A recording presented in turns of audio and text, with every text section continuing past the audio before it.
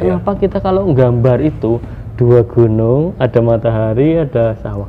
Semua dan setiap tahun guru-guru kita ngajarin itu. Iya, itu. Ada apa dengan itu ke zaman kolonial loh. Saya belum menemukan. Ya setelah saya mencari referensi itu, kenapa anak-anak begitu ya? Iya.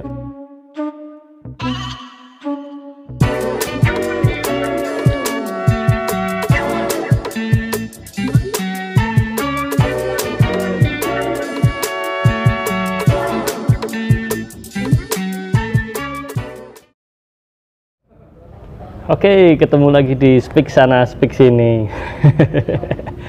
Hari ini kita bakal podcast dengan salah satu orang yang sangat ternama di Purbalingga, June Ebek Mayong ya.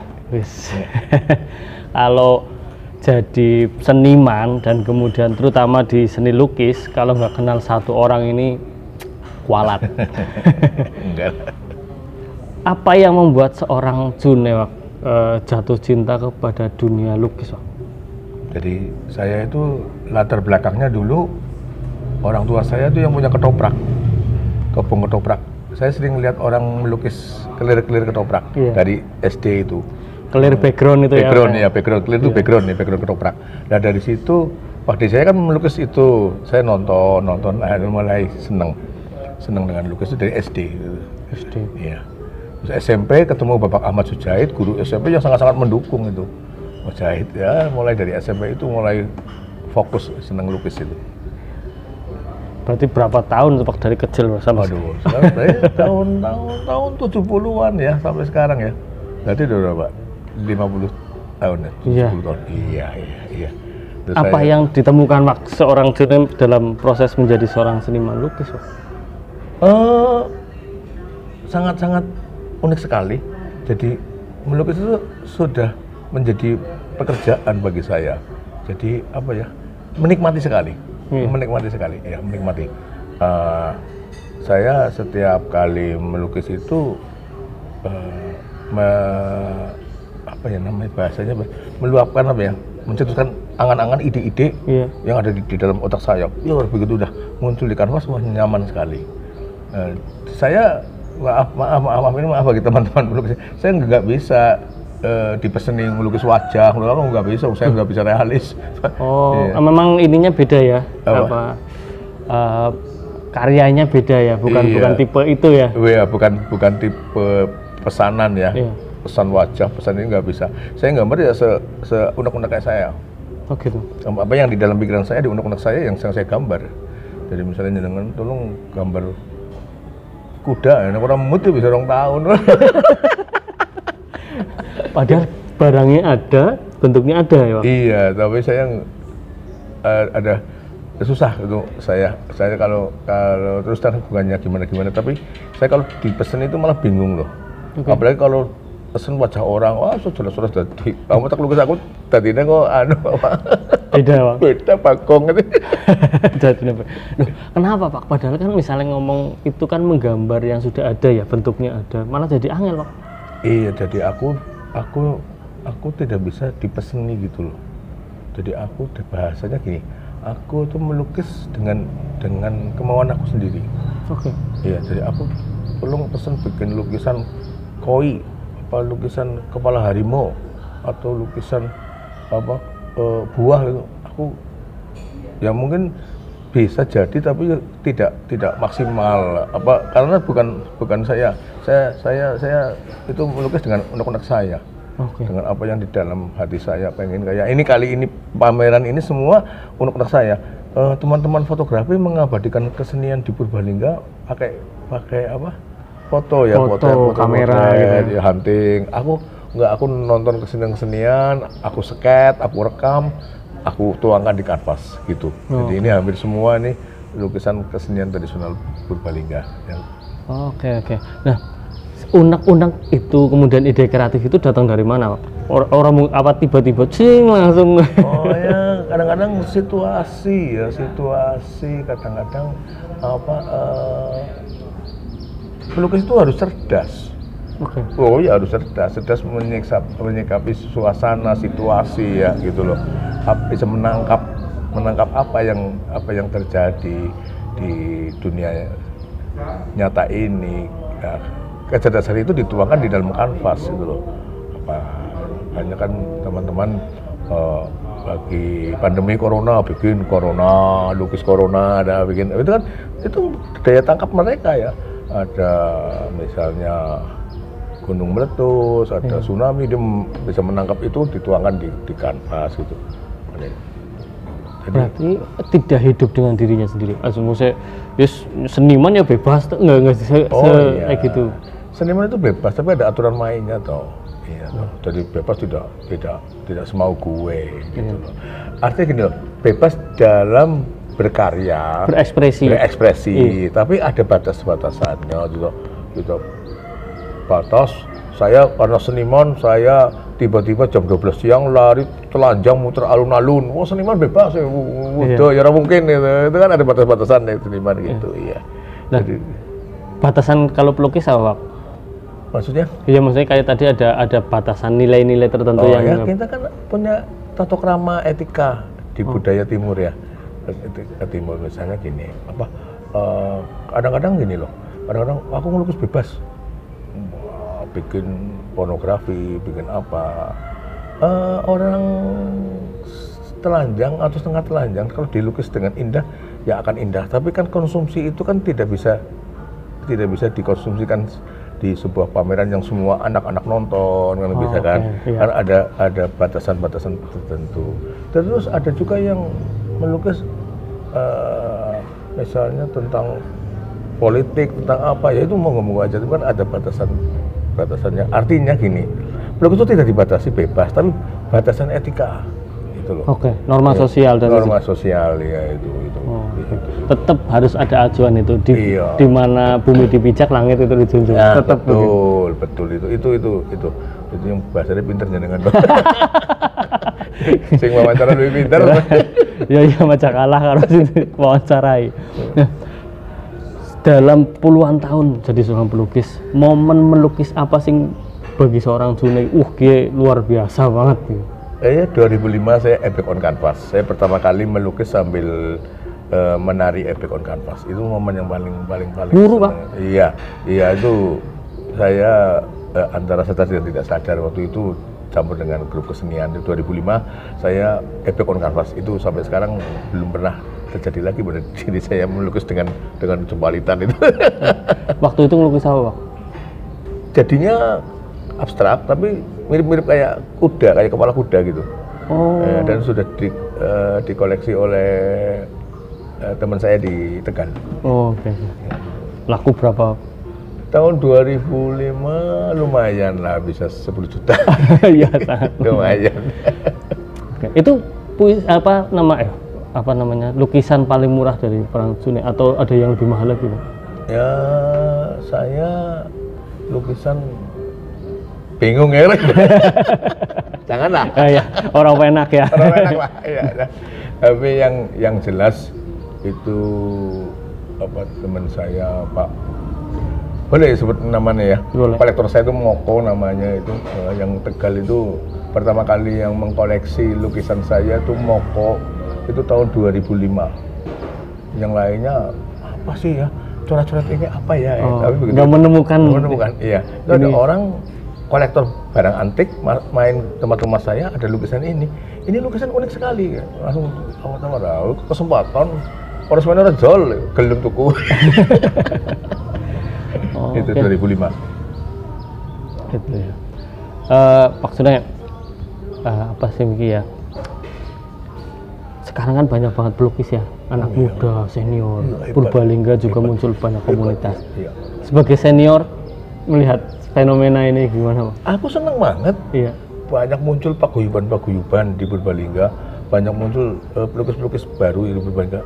Wah, banyak banget. Apalagi sekarang banyak pelukis-pelukis baru yang akademisi ya, bukan yang otodidak aja ya, tapi yang akademisi juga muncul ya.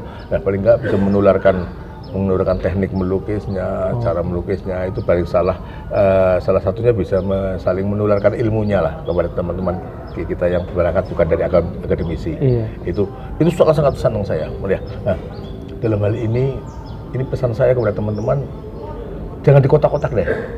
Kita tetap sama lah sebagai seniman. Kita bukan politikus. Jadi boleh paguyubannya masing-masing boleh, tapi kita bersaing dalam berkarya, dalam berkreativitas, itu yang penting itu. Ya dalam menciptakan sebuah karya kita bersaing nggak masalah. Itu namanya saingan kok. Saya sama pelukis itu saingan kok. Orang saingan ya orang jadi apik lukisan. Tapi saingan di karya. Betul, iya. Di karya itu saingan, ide-ide muncul itu sebagai saingan itu. Dan itu memang mengasah kreativitas, Pak. Maksudnya menganggap ada lingkungan bersaing, kompetitif itu di seniman gitu, Cing. Itu kalau saya itu memacu. Justru munculnya mereka tuh kayak vitamin bagi saya. Saya harus lebih memunculkan kreativitas saya yang aneh-aneh apa gitu. Jadi menjadi senang saya, gembira. Teman-teman, saya bukannya muncul pelukis-pelukis banyak saingan, takut nggak laku, enggak. Karena selera pasar, selera kolektor kan beda-beda. Oh iya, betul. Kayak tadi itu ya. Iya, suka realis, suka abstrak, suka apa.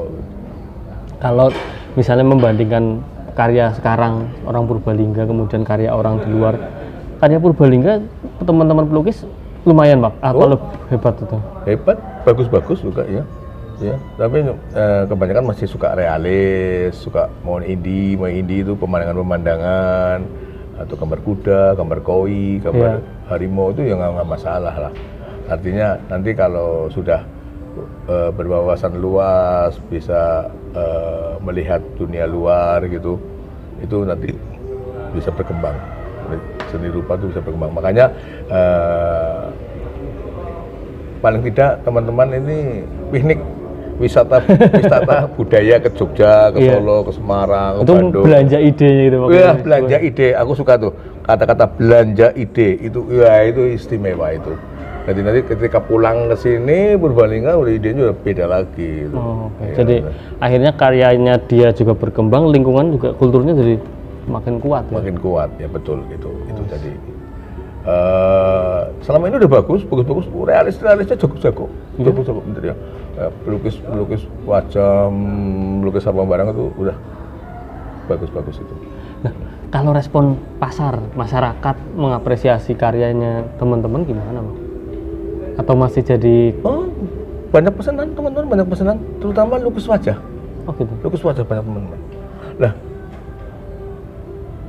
kalau saya kan gini, Mas.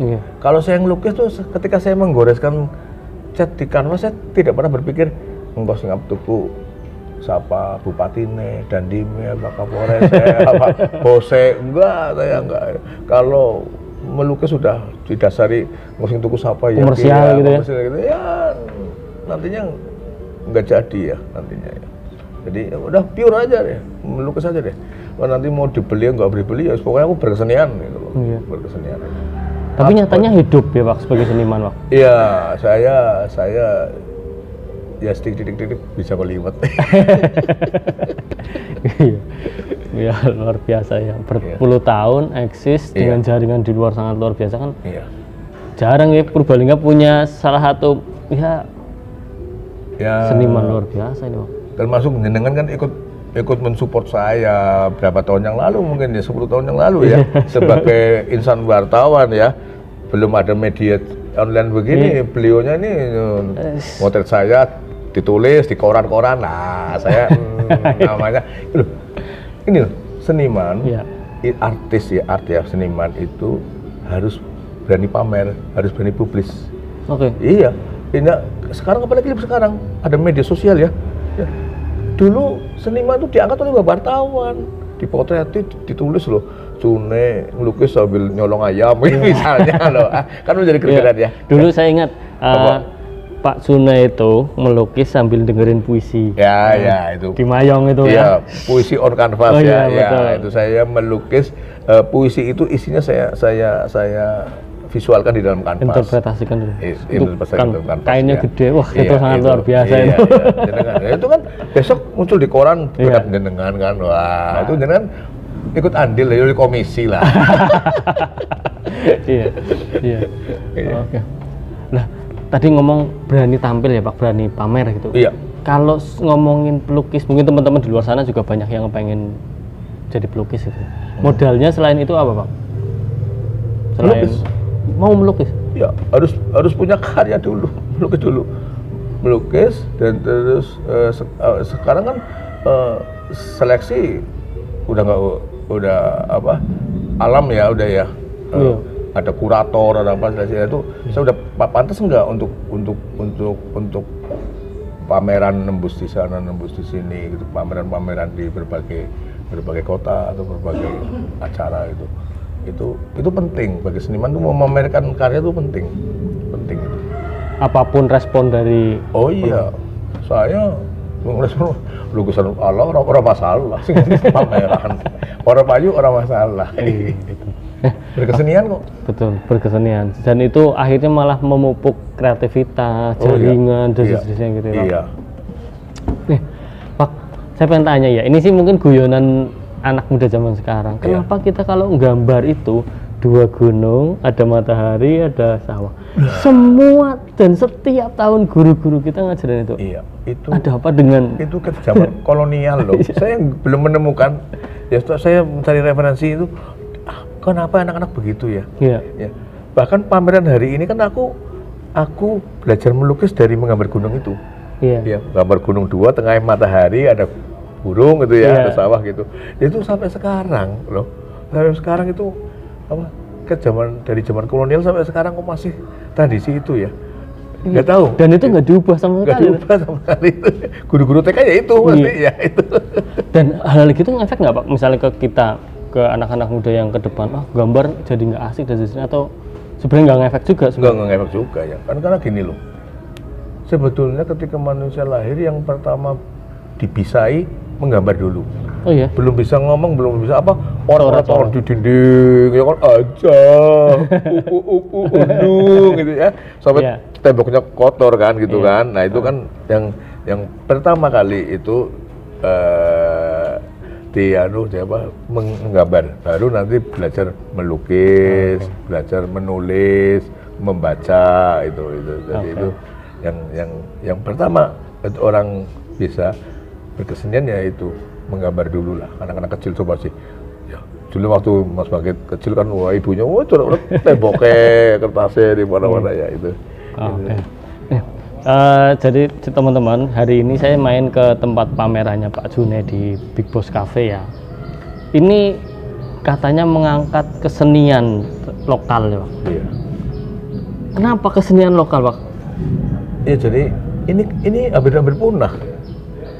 Jarang disuguhkan lagi, jarang ada lagi. Nah ini saya abadikan di kanvas. Iya. Iya. Jadi ada dames, ada angguk, ada lesung. Orang lesung, salung, golek gendong, saya abadikan di kanvas. Kalau teman-teman fotografer mungkin motret ya simpan, kalau aku tak abadikan di kanvas gitu. Ya ini cuma 3 jam, cepet 3 jam ya. Ini pameran saya, pameran tercepat di dunia. Buka jam 10, tutup jam 1. Kenapa Pak? Maksudnya kesel apa karena? Enggak, ini kayak gini. Satu pandemi lah ya, udah oke lah, itu udah bahasa lagi tren ya pandemi ya. Yang penting saya ingin cari lain daripada yang lain. Seniman atau katakan pelukis itu harus bisa mencari ide-ide yang lain daripada yang lain. Meskipun sederhana durasi pameran. Nggak masalah ya, tapi paling tidak dia berbeda dengan yang sudah-sudah gitu loh. Iya. Ya gitu. Ini kan berbeda dalam penyelenggaraan kan unik. Iya. Nah, banyak teman-teman yang telepon saya, WA saya, apa memang biayanya ya, biayanya ini dan itu cuma 3 jam dong. No comment. Iya. Ini lukisannya ada 12 ya Pak? Iya, 12 saya. Saya bawa 12 karena tempatnya juga kurang luas itu. Ya, itu. Nih, Pak, mungkin share ke teman-teman yang lain. Cara menikmati pameran lukisan. Kita awam ya Pak, orang awam itu kan kadang menikmati lukisan nggak ini. Ada tips mungkin cara menikmati ini? Ya datang, nonton, dinikmati, langsung bertanya mungkin kepada pelukisnya atau kepada penjaganya, ini ya bagaimana tekniknya, ini menceritakan apa, ada ceritanya kan, setiap kanvas kan ada ceritanya, ini menceritakan apa, ini. Tapi kalau umumnya sih catnya nggak gua apa ya, kanvas nggak apa ya. Tapi di luar yang saya inginkan loh. Iya. Panjangnya catnya apa ya, meling-meling atau temen ya. Malah teknis ya, Pak? Cat teknis ya itu loh. Oh, Boleh yang oke. nanya itu. Tapi itu ya nggak masalah lah, nggak masalah. Itu intermezzo aja lah. Iya. Kalau- Ya karena memang kalau saya melihat tadi beberapa lukisan itu, ada yang terkesan biasa tapi ada terkesan yang menarik. Apakah Oh, iya. lukisan juga jodoh-jodohan, Pak? Iya, jodoh-jodohan juga. Jadi dengan moodnya pada saat ngeliat itu, mood wah seneng aja gitu loh. Pada lihat mood gitu loh. Itu dengan tertarik, oke apik loh. Kira ya regani ya. Itu pertanyaan final, Pak. Iya. Iya, ini memang luar biasa kesenian. Jadi Iya. saya jadi melihat beberapa kesenian yang sudah lama nggak tampil, nggak Iya, diulas di iya, media dan iya, sebagainya muncul iya, gitu. Iya. Terima kasih. Dan ini pendekatannya memang temporer ya, Pak? Nggak kontemporer, nggak apa namanya kayak apa aslinya gitu, nggak? Ada interpretasi. Oh, iya, ini lukisan saya kontemporer aja, nggak realis kayak teman-teman yang dari situ. Saya nggak bisa ngelukis realis. Interpretasi dari seorang Sunai. Iya. Oke, terima kasih Pak Sunai Ya, atas waktunya. ya. Semoga jangan kapok-kapok kita ngobrol. Ya, selamat berjuang juga ya. Sukses, Mas Bangkit nih selalu mengikuti saya terus ya. Terima kasih loh. Ya, Siap, siap. bantu saya terus. Oh, makasih. Oke. Iya.